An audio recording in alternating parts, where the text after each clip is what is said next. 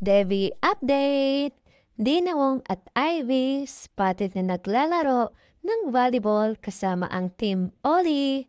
Makikita natin sa picture na nasa kabilang side si Ivy Laxina, kalaban nila ang sa kabilang side naman sila Bosti.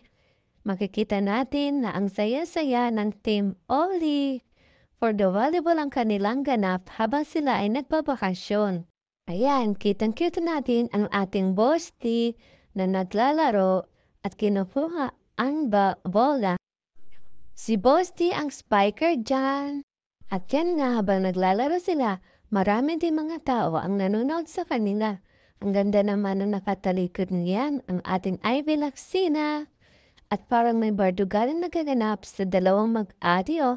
Tingnan niyo naman, parang inasa ng ating Bosti, si Ivy. Ang saya-saya lang nila sa ganitong larawan.